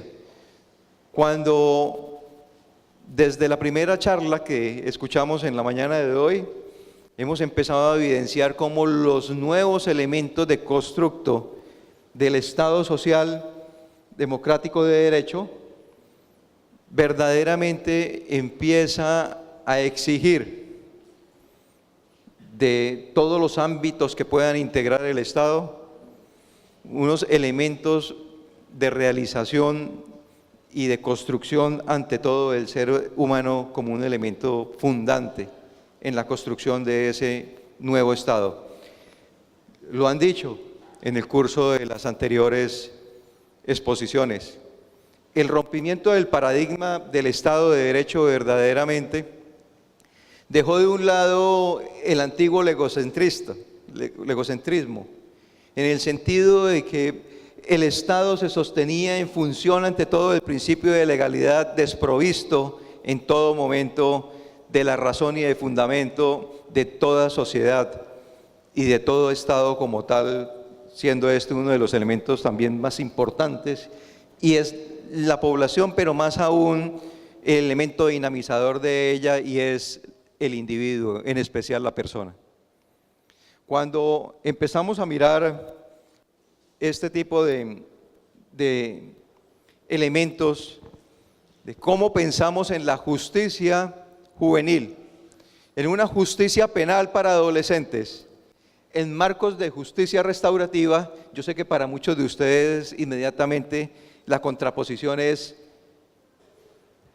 lo de antaño, cómo observamos el modelo de justicia que se contraponía desde el punto de vista de la retribución, cuando empezamos a observar que la justicia, no solamente para adultos, sino de la justicia de adolescentes, debe darse dentro de unos marcos de igual manera de restauración. Y quiero compartir con ustedes esos elementos que consideramos todavía muy críticos en el marco del estudio de la justicia penal y sobre todo del marco diferenciado de la justicia penal para adolescentes. La presentación que ustedes tienen en este momento al frente no es desprovista, y esa frase verdaderamente parte del profesor Howard Sher. Y quiero que inicialmente reflexionemos a partir de ella.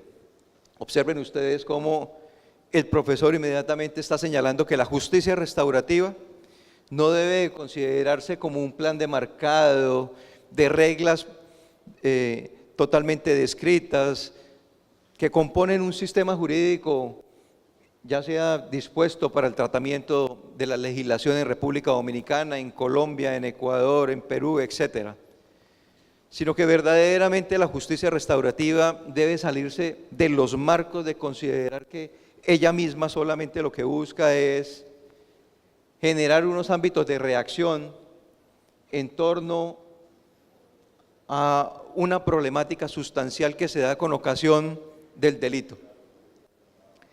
Y observen ustedes que la propuesta que nos hace precisamente el profesor Howard Ser es observar el marco de la justicia restaurativa como una brújula, buscar el norte de hacia dónde tenemos que orientar verdaderamente los postulados de la justicia restaurativa. Hemos tenido unas deficiencias marcadas, lo digo a título de nuestra comprensión legislativa y normativa colombiana, en donde tenemos una sobredimensión, una macrocefalia, si ustedes me permiten la expresión, desde el punto de vista normativo, y hubo una tanta también ya que se empieza a acompañar desde el punto de vista de la producción jurisprudencial. Pero nos hemos quedado en esa producción normativa y en esa explicación desde el punto de vista de lo que son las jurisprudencias de las Cortes y por qué no de las decisiones que nosotros de igual manera tomamos, de observar la justicia restaurativa no como brújula, sino como mapa. Y ahí empiezan los elementos de déficit alrededor de considerar otro principio que ha sido tratado en el día de hoy en forma muy interesante con el doctor Santiago. Doctor Santiago, cuando usted de alguna manera hacía ver de una forma significativa cómo la tensión de derechos, como la que se sufre cuando se está al frente de la justicia de responsabilidad penal para adolescentes, se empiezan a mover en el ámbito del interés del Estado, del interés de la sociedad, del interés de la familia y del interés de ese ser humano que ante todo habrá que decirse que es el adolescente. No olvidemos que es un sujeto del derecho que está en construcción. Y eso definitivamente obliga a operadores jurídicos y todos los actores que confluyen en este sistema de justicia a considerar el marco de la justicia penal para adolescentes en una forma totalmente distinta a cómo se observa la justicia penal de adultos. Aquí tenemos unas tensiones bastante fuertes. Por un lado está el interés del Estado de perseguir el delito y de alguna manera reprimirlo. Y tal y como se ha dicho en el día de hoy, de pronto a partir de las sanciones significativas, generar unos elementos de abstención desde el punto de vista de lo que es la prevención en el marco del derecho. Y tenemos elementos bastante interesantes a la hora de confrontar esa tensión entre derechos, entre la posible privación y afectación de derechos de un adolescente y la verdadera realización del derecho en los marcos de la justicia restaurativa, esto es en la no afectación de los derechos fundamentales que no solamente se predican en relación con el principal sujeto destinatario de la responsabilidad penal para adolescentes, que es el menor infractor, si ustedes me permiten esa expresión, sino que también allí van a confluir en interés las víctimas, las familias de las víctimas, la comunidad en general y el Estado. Entonces empezamos a evidenciar cómo de alguna manera se tiene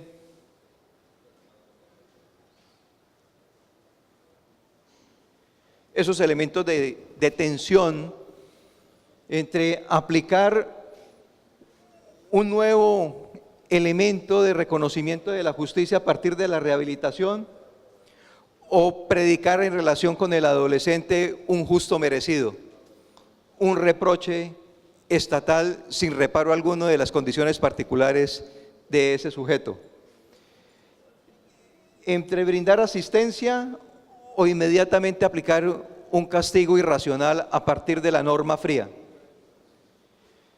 Irnos a los principios superiores de protección del menor o verdaderamente proteger a la sociedad de lo que comúnmente se ha denominado cuando se tiene al menor infractor y es que es un sujeto potencialmente dañino, peligroso para la sociedad. Si esto lo hace de adolescente, de adulto verdaderamente será ¿cierto?, una grave amenaza para la sociedad y para el Estado. Miren ustedes cómo estos elementos de problema que estamos planteando necesariamente tendrán que empezarse a resolver a partir de todo lo que se recoge desde este seminario internacional. Hoy hemos escuchado las diferentes visiones a la hora de cómo considerar y resaltar los marcos desde la principialística que arroja el Estado social de derecho, el reconocimiento de la dignidad humana, de la solidaridad, los elementos de reconocer la diferencia y los procesos de construcción, diferencia que aquí tenemos que observar cuando estamos en el marco de la responsabilidad penal para adolescentes, en el sentido de distinguir que si verdaderamente el adolescente es destinatario de la ley penal, no debe hacerse en idénticas condiciones del marco de reproche que se da en relación con el adolescente. ¿Por qué? De alguna manera me llamó mucho la atención el enfoque de todo el día y cómo logramos empalmar con la charla de esta tarde. Porque el sistema de responsabilidad penal para adolescentes no puede entenderse desprovisto del sistema internacional, del derecho convencional. El doctor Carlos, enhorabuena, acaba de señalarlo al auditorio. Es importante considerar el nuevo sistema, ¿cierto?, que acompaña a República Dominicana en el marco del reconocimiento y de aplicación de los derechos, no desde una óptica de consideración extrema en el sentido de que el tope de reconocimiento de cualquier derecho debe ser la norma constitucional, sino que el mensaje que enhorabuena de igual manera la Corte o el Tribunal Constitucional de República Dominicana está teniendo es el de reconocer que en un momento determinado por déficit puede aplicar la convencionalidad por encima de las propias normas constitucionales y de las normas legales. Para eso miren ustedes cómo es importante remarcarnos en los ámbitos del sistema convencional y de protección de derechos de niños, niñas y adolescentes. Pero como la charla de hoy es mirar los efectos de prospectiva en relación con la justicia penal de adolescentes en el marco de justicia restaurativa, necesariamente tenemos que partir del reconocimiento que la Convención de Derechos del Niño en su artículo 40 brinda, en el sentido de señalar que ese niño que ha infringido la ley o que ha sido castigado con ocasión de haber estado incurso en esos elementos de prohibición, deberá tratarse en los ámbitos del respeto a la dignidad humana. Miren ustedes cómo ese elemento de constructo no es reciente en el ámbito de reconocimiento de tribunales. Puedo señalarlo de Ecuador, de Perú, de República Dominicana y mucho menos en Colombia. Esto ha sido un elemento de progreso a la hora de reconocer el valor del sistema internacional desde el punto de vista del derecho convencional. Esto definitivamente lo que nos está marcando es un elemento de importancia a la hora de determinar que el sujeto destinatario de la responsabilidad penal, ese adolescente, verdaderamente tendrá que ser tratado de acuerdo a ese último modelo que de pronto ustedes han entendido, que es el modelo de responsabilidad. Se viene de un modelo tutelar, se pasa a un término intermedio que es el modelo de bienestar, para estar contemporáneamente hablando de un modelo de responsabilidad. Y aquí entendemos cómo el menor, el adolescente verdaderamente tendrá que ser destinatario de la justicia penal, pero en unos marcos diferenciados. El sistema jurídico colombiano, desde el año 2008, trae un nuevo sistema de cómo observar la justicia penal de adolescentes. Y aquí vale la pena precisar con ámbitos pedagógicos. Tenemos nosotros la ley 1098, que derogó un anterior decreto que mezclaba los elementos de protección desde un ámbito que no diferenciaba muy bien entre los alcances de qué era ser niño, niña de adolescente y los alcances de la justicia como tal. Para, en el nuevo texto legislativo, abrirse un poco más en dos libros. Un primer libro que se enfoca en el marco de protección de los niños, niñas y adolescentes desde el ámbito administrativo y de reconocimiento de sus derechos, y un segundo libro que toca con la responsabilidad penal de los adolescentes como tal. Entre otras, ese código, que es colombiano, nuevamente repito, la ley 1098, por todos lados hace referencia al marco de la justicia restaurativa. Cuando hablaba con la doctora Marta acerca del tema a abordar en el día de hoy, le decía: doctora, qué interesante que podamos llegar a observar el marco de la justicia de adolescentes desde este tema de la justicia restaurativa, para que no se quede en un ámbito solamente de título, de rótulo, desde el alcance normativo o de pronto de la jurisprudencia. Ustedes observan que la presentación en todo momento la hace referencia a reglas de Beijing, a directrices del REAT, que son definitivamente las dos vertientes sobre las cuales se edifica todo el elemento de construcción convencional de los derechos en el derecho penal de adolescentes. Y aquí, entre otras, como comentario a la regla, se nos dice que en ese contexto no solamente es el bienestar del niño, niña y adolescente el que debe tenerse en cuenta, sino el principio de proporcionalidad.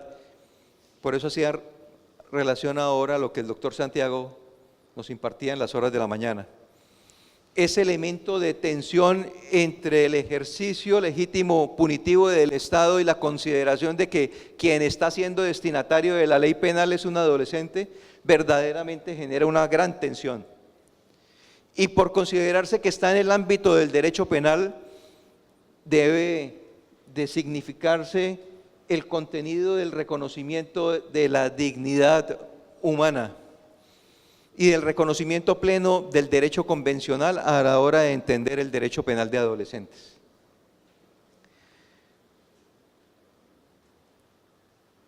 No voy a reparar tanto en algunos eventos de presentación, dado también de igual manera que se nos ha trastocado unos aspectos relacionados con el tiempo, pero esta presentación quería significarles precisamente los elementos de especialidad que tiene la responsabilidad penal para adolescentes, los equipos interdisciplinarios especializados, la justicia en torno a un elemento pedagógico, restaurador, educativo.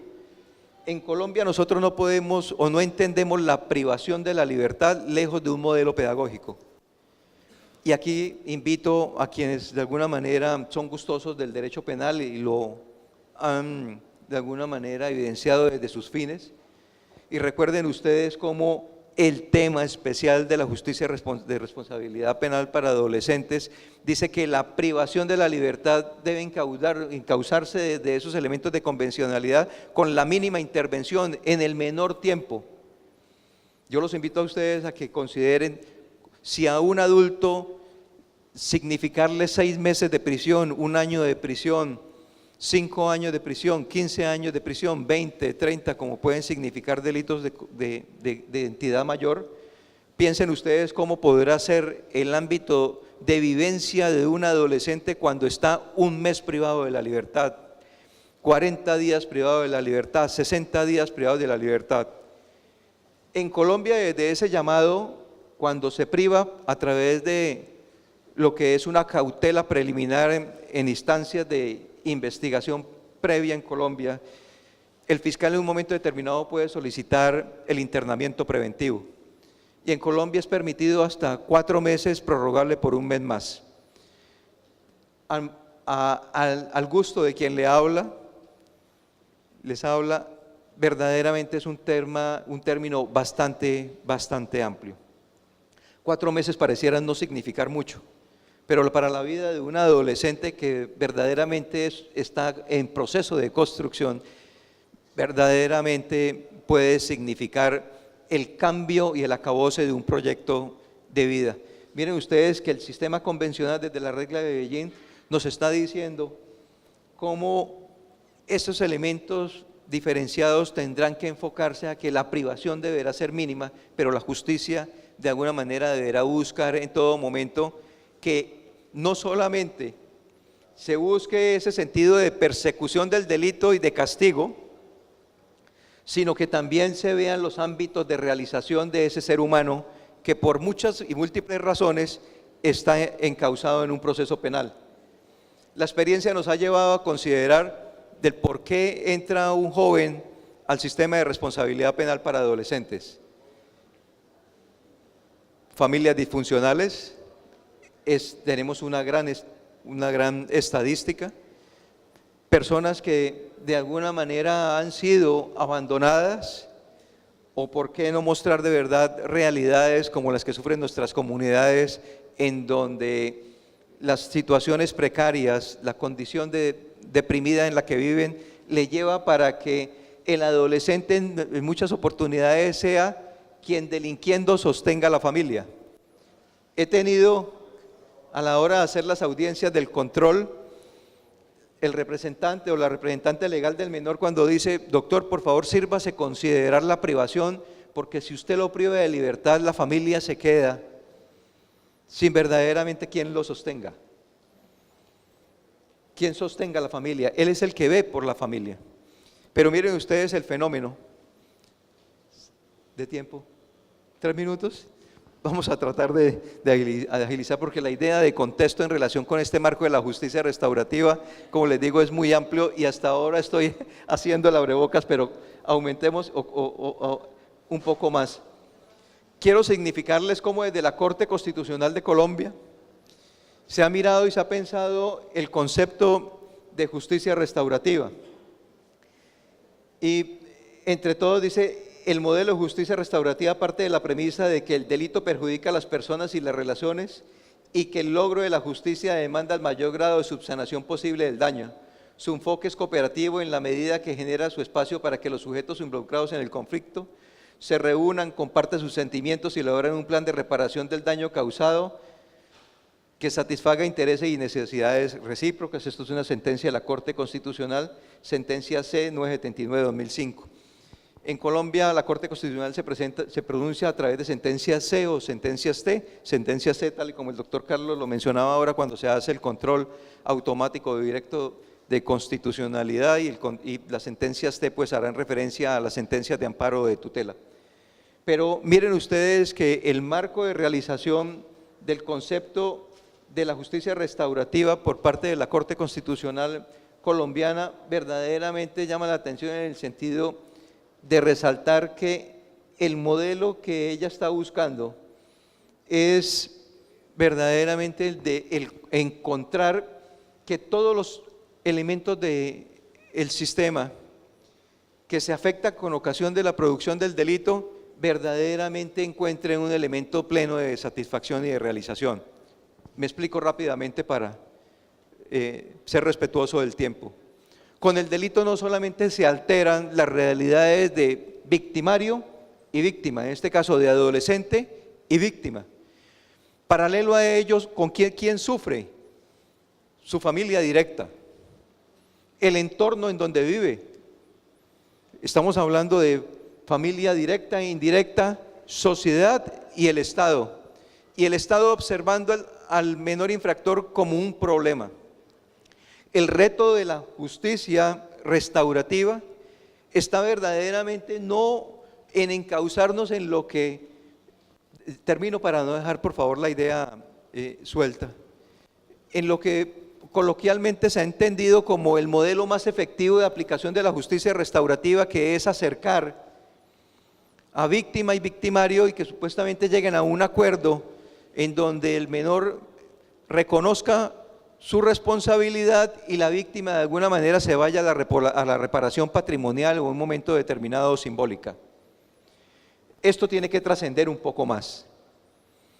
Cuando se observan incluso las directrices de la ONU alrededor del tema de justicia restaurativa, se habla de la conciliación, de la mediación, de los círculos, para efectos de poder pensar y considerar una sentencia en el marco de la justicia penal para adolescentes. Pero miren ustedes que el marco, como ya un elemento crítico a dejar en esta tarde, por eso aquello de la prospectiva, es que consideren ustedes que la justicia restaurativa en el modelo de responsabilidad penal para adolescentes no se hace plena en la conciliación, no se hace plena en la mediación, porque el delito de alguna manera irradia de diferentes formas. En los delitos menores, en los delitos de menor incidencia, de pronto la mediación y la conciliación sí son verdaderamente viables para poder acercar víctima y victimario. Pero cuando se piensa en delitos mayores como violaciones, homicidios, etcétera, observen ustedes que es muy difícil sentar a víctima y victimario. Tendrá que pensarse, que es el reto que nos queda desde el punto de vista de asumir la justicia restaurativa, y es que verdaderamente la comunidad tiene que empoderarse de que al frente de la justicia penal para adolescentes se tiene un ser en construcción, no un delincuente, potencial peligro para la sociedad, sino que verdaderamente entra al sistema previo de reproche del Estado en un marco pedagógico, educativo y restaurativo, que lo que propugna es por reinsertar nuevamente, por darle al menor la oportunidad de ingresar nuevamente al tejido social. En últimas, para terminar, la justicia restaurativa en el reto que queda para la justicia penal para adolescentes en los próximos años tendrá que darse en el marco de realización del derecho convencional, pero salirse sobre todo de esos modelos básicos de la conciliación y de la mediación, como sea el momento de reconocerlo en el caso colombiano, las diferentes cortes y nosotros, ¿por qué no desde la justicia? Estamos siendo bastante cortos a la hora de alcanzar esa idealización de la justicia restaurativa. Nuevamente muchas gracias y excúseme que tuve que recoger bastante por el tema del tiempo. Muchas gracias. Buenas tardes. Bueno, el último yo no sé si tiene ventaja o desventaja, va a depender de ustedes, ¿verdad? Y con el tiempo que tenemos, bueno, pero se dice que la vida es el arte de lo posible y queremos agradecer la invitación que nos ha hecho la universidad a través de nuestra amiga Marta. La justicia, la reacción coercitiva del Estado, tenemos que analizarla en dos contextos, como posiblemente se ha estado hablando durante el Congreso. Desde el Estado legal, en el imaginario que tenemos los abogados, cuando estudiamos criminología, solamente teníamos al infractor y su circunstancia. La víctima no existía. Y como respuesta tenemos entonces la justicia retributiva, que realmente se somete a la ley, la sanción, sin medir las consecuencias. Hoy en día podemos decir que el sistema penal, desde el punto de vista de la sanción, ha fracasado. Nuestras cárceles están llenas y seguimos siendo más inseguros. Por eso entonces tendríamos que decir que la justicia restaurativa es la justicia del siglo XXI, porque tenemos el compromiso moral de dar una respuesta distinta a las acciones delictivas de los ciudadanos. Desde el Estado constitucional, entonces, aparece la victimología. Así como la criminología analizaba el infractor y sus circunstancias, a partir de ese nuevo paradigma, entonces, empezamos a analizar a la víctima y sus circunstancias. Tenemos que hacer un esfuerzo grande porque todavía en nuestro imaginario la víctima sigue ausente. Y es una pena porque realmente quien ha sufrido el daño es la víctima. Sin embargo, a pesar de algunas disposiciones, a pesar del esfuerzo que hacemos, todavía tenemos mucha deficiencia en poner en el imaginario, en poner en la acción de que la víctima necesita reparación del daño causado. Por eso entonces la justicia restaurativa nació para dar una respuesta a la víctima. Acordémonos entonces que dar una respuesta a la víctima no tiene que ir en desmedro de los derechos fundamentales del infractor, porque a veces se manipula esa situación. En nombre de la víctima se quieren violar derechos fundamentales y es inaceptable. Tenemos que garantizar los derechos fundamentales del imputado, pero también tenemos que garantizar, tenemos que acompañar, tenemos que resarcir a la víctima en ese sentido. Esa reacción coercitiva del Estado en la conducta delictiva de las personas, también tenemos que verlo en tres enfoques: el enfoque de derechos humanos, el enfoque de género y el enfoque del interés superior de niños, niñas y adolescentes. El enfoque es como ponernos unos lentes para ver una realidad que antes no se veía. Ese enfoque de derechos humanos nos ayuda a ver quién es el titular del derecho, a quién es que tenemos que proteger.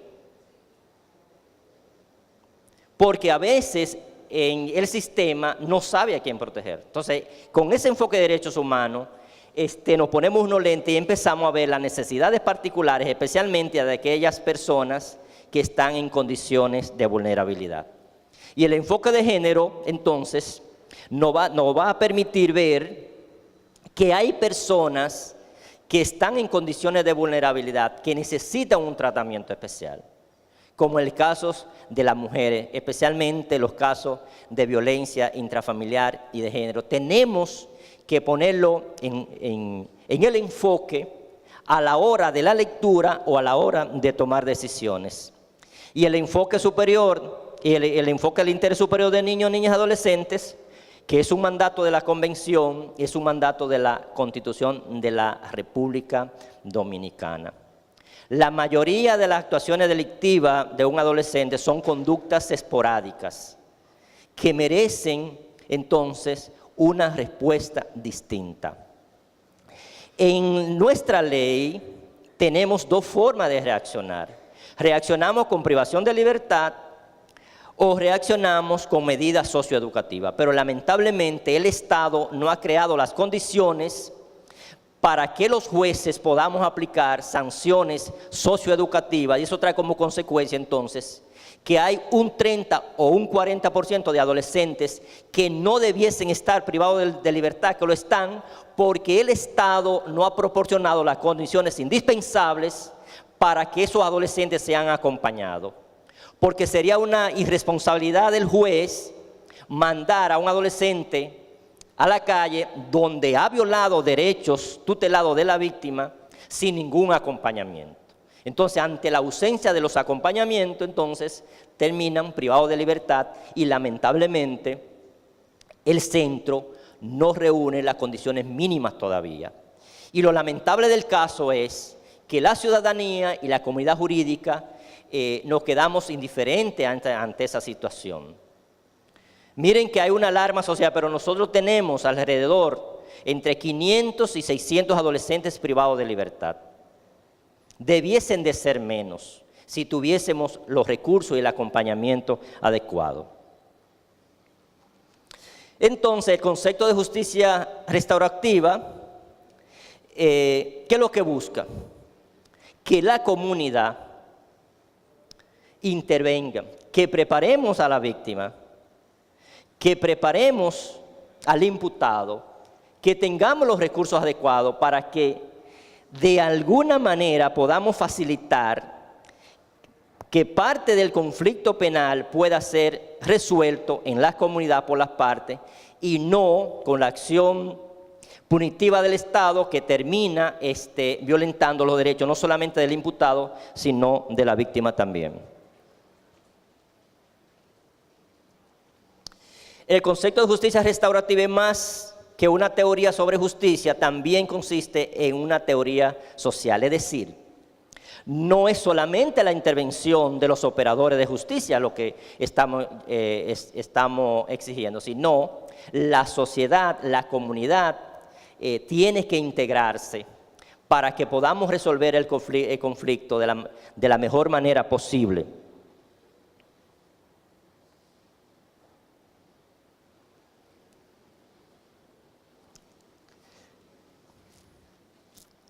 Ahí tenemos los antecedentes de la justicia restaurativa, que por falta de tiempo no lo vamos a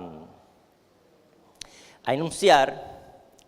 ¿Cuándo debe emplearse la justicia restaurativa? Debe utilizarse únicamente cuando haya pruebas suficientes para inculpar al responsable y con el consentimiento libre y voluntario de la víctima y del propio responsable.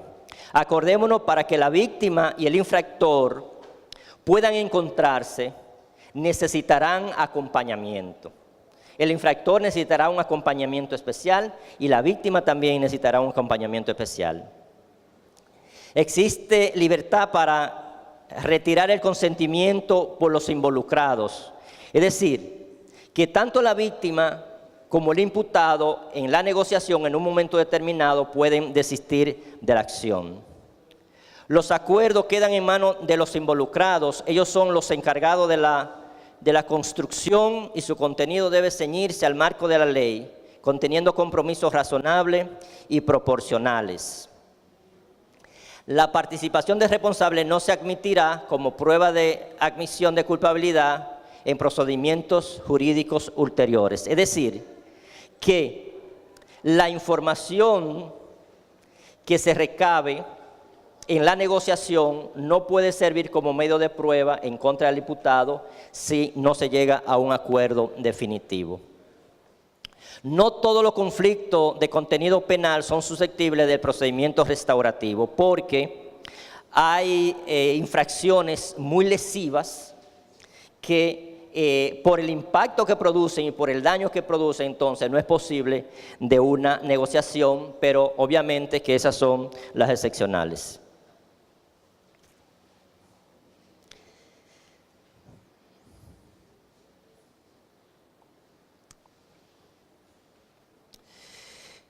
En relación con la víctima, la justicia restaurativa persigue la reparación o resarcimiento del daño, la recuperación del sentimiento de seguridad como forma esta de reparación simbólica y evitar una segunda revictimización.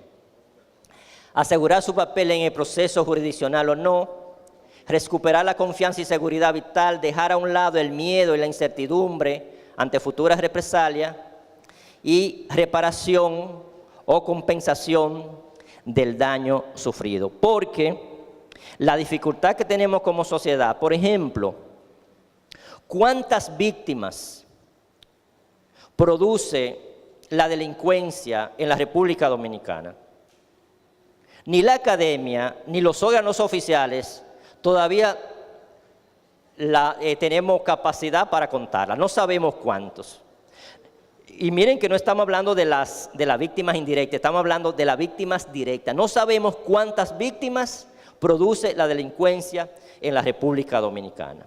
Y en la mayoría de los países latinoamericanos tampoco sabemos cuánto producen. Entonces ustedes pueden imaginar entonces lo ausente que ha estado la víctima en este proceso.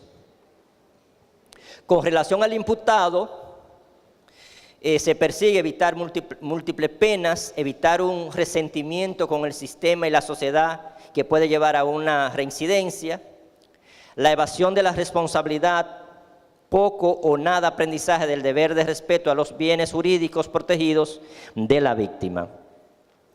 Cuando el infractor se escapa por alguna manera, por alguna deficiencia procesal o por la impunidad, para el imputado no ha habido ningún aprendizaje, no ha significado nada. Posiblemente el imputado va a seguir en sus acciones delictivas. Si lo acompañamos en justicia restaurativa, entonces hay posibilidades de que ese imputado tenga aprendizajes significativos y posiblemente podamos impedir que siga delinquiendo. Lograr que se responsabilice por su conducta infractora y haga un esfuerzo por la reparación, desarrollo de actitudes de empatía entre la víctima y el agresor, medidas alternativas que tiendan a dar solución a las causas que subyacen en la conducta infractora. Entre los principios en que se debe fundamentar, en que debe actuar la justicia restaurativa, se encuentra la voluntariedad, es decir, debe ser voluntaria, el acompañamiento debe ser gratis, debe ser un proceso confidencial, debe ser con la mediación o con la intervención del Estado. En el mes pasado, en agosto, acabamos de hacer un simposio muy importante donde el Procurador General de la República convocó a los diferentes actores y al presidente del Consejo del Poder Judicial de la Suprema Corte de Justicia. Ahí estuvo la sociedad civil, tanto nacional como internacional, ahí estuvo UNICEF, y se hizo una propuesta sumamente interesante para ver si podemos articular acciones para empezar a implementar la justicia restaurativa, especialmente en los conflictos de las personas adolescentes en el país.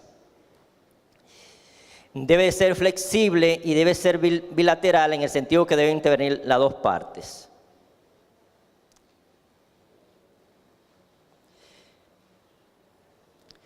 Debe ser el mediador o el acompañante, debe ser una acción imparcial. El infractor debe asumir su responsabilidad y debe existir equidad.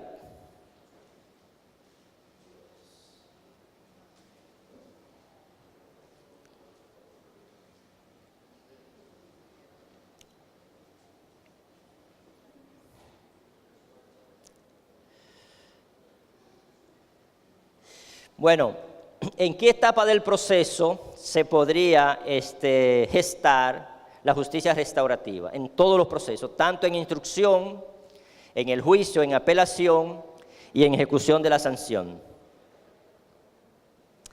Nosotros no tenemos que legislar para implementar justicia restaurativa porque tanto en la Ley 136, en la Constitución de la República y en el Código Procesal Penal están contenidas las bases legales para implementar la justicia restaurativa. Lo que necesitamos es la voluntad política para que eso se produzca.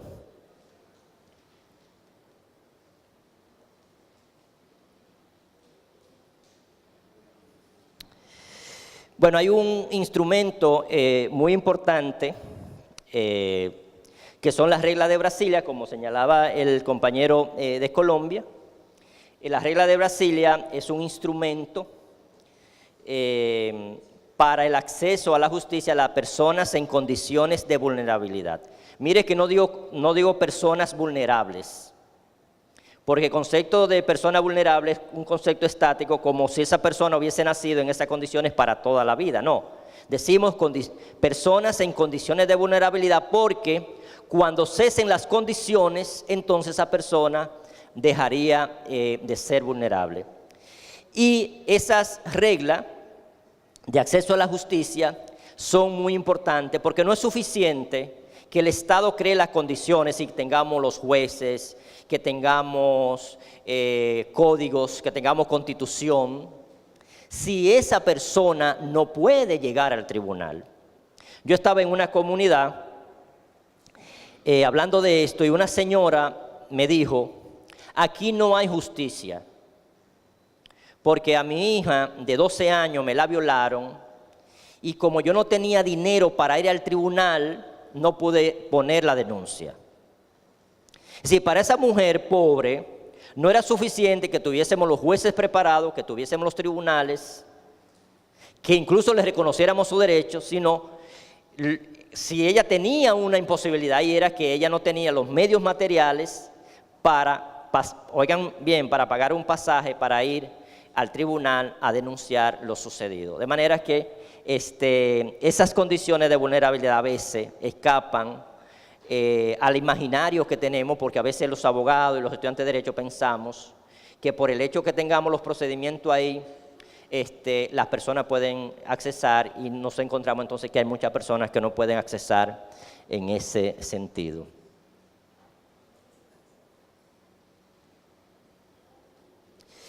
Bueno, como conclusión entonces, la justicia restaurativa debe ser un componente relevante de la política criminal del Estado, no solamente para las personas adolescentes, sino en general. Y por eso decíamos entonces que debiese ser la justicia del siglo XXI, porque la justicia retributiva demostró en toda parte del mundo que ha fracasado.